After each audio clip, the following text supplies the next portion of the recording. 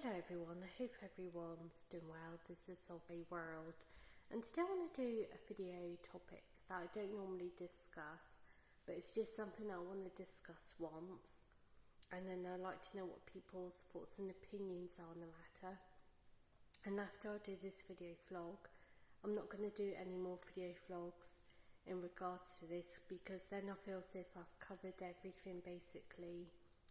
And apart from vlogging about the odd thing or anything that comes to mind, I do want to keep my channel as fundamentally a creative thing and talk about creative hobbies and interests that's to do with like music or art, and keep it on that sort of wavelength. But sometimes or occasionally some things spring to mind and I feel guided to talk about these things, and I'm like, yes, I would love to address it. I love to know what people's thoughts and opinions are on the matter, and this is just one of the things at hand. And I know in one of my previous videos I talked about sayings that I don't understand, and there's so many things that I just don't basically understand anyway. And one of the other sayings is to do with when people feel the need to swear on their life about something, they would swear on someone else's life, on a loved one. And I think if you're telling the truth about something, or if you're lying about something, why not swear on your own life? Why do you feel the need to swear on a loved one's life? You know, why would you give that person a bad omen? You know, why would you curse them in such a way? You know, it doesn't ultimately affect them what you do. You know, it's your actions, your consequences.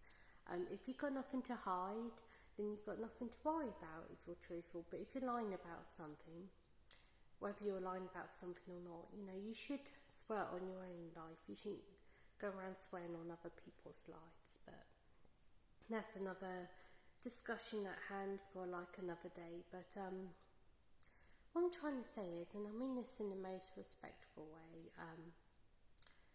why do people in this day and age feel the need to be confused and talk about things that are ultimately misleading?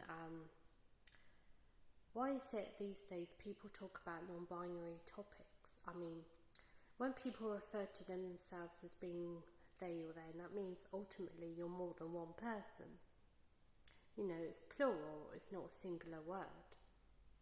So why would you call yourself they or them if you're just one person?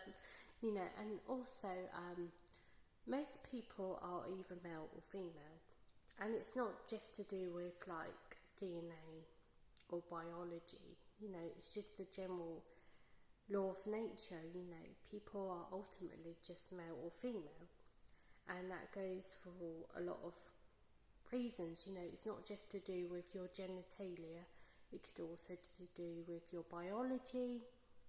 It could do with like the way you're developing in terms of like your skeletal muscles and your physique. You know, women ultimately have bigger hips, men have wider jaws, and just things like that. You know, that's just basic biology. And I understand entirely that some people are like hermaphrodites, some people are born as being male and female, or intersex, you know, but that's an exception. But the majority of people these days are causing such confusion, and they're doing ultimately more harm than good, and that's not good, that's not right, and you're not teaching things that are factual.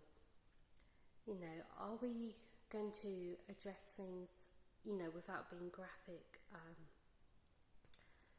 If male and female people use the same toilets, does that mean that you think it's normal, or you think it's possible for women to like pee standing up? Or are you going to go around saying that men menstruate and they have periods like women, and they go through the menopause like women? What's the logic here? I'd really like to know what people's thoughts and opinions are, because, you know, people are teaching misinformation and they're not teaching facts, and that's ultimately going to do more harm than good. And I understand understand that some people have hormonal issues, and I'm not disputing that.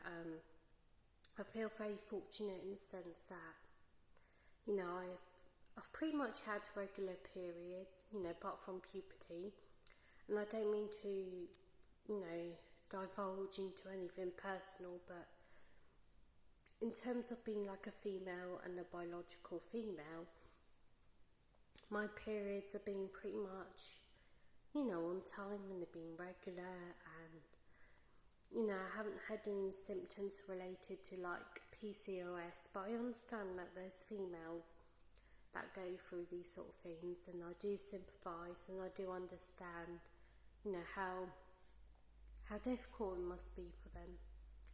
But it really does infuriate me when people insult people of the opposite gender these days just because someone chooses to use different pronouns, and they ultimately insult women, you know, despite what we fought for many years in terms of like being recognised as being equal to men, having equal rights,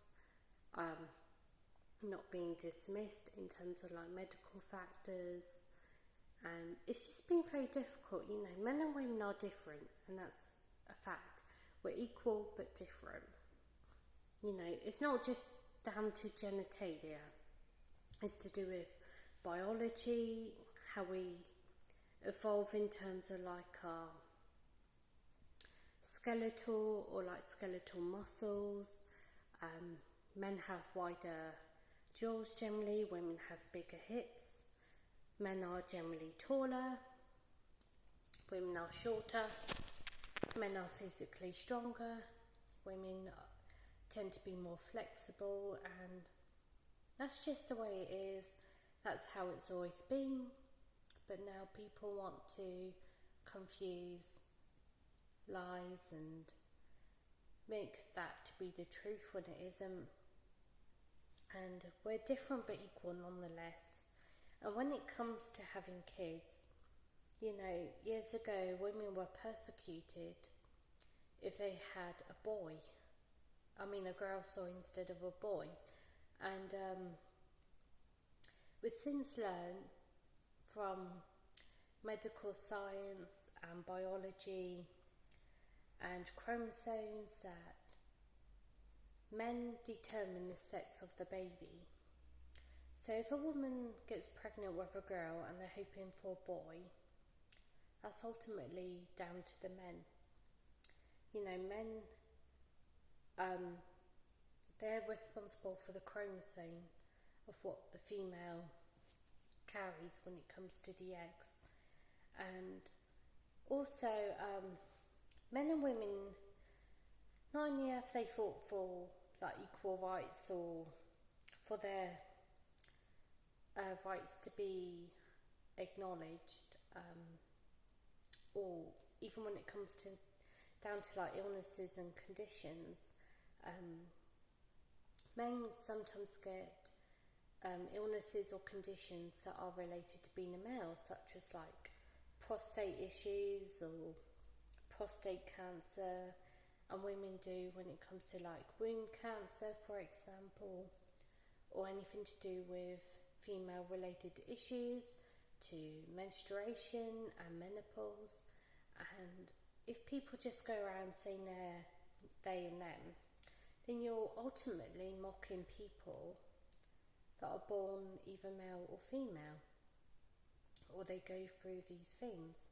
And also, you're going to teach a population of children that are grown up. You're going to cause confusion by teaching them misinformation as well in regards to like biology or what makes a male or female, or in rare cases intersex. Now, I'm all for respecting people, don't get me wrong. I would refer to people as what they call themselves in regards to their name, but I don't agree with the whole they and them, because you can't be more than one person. It's plural, it's not singular, and you're either male or female. But I'm not going to get into that with people. You can believe in what you like, but I'm not going to believe in it. So thank you for listening.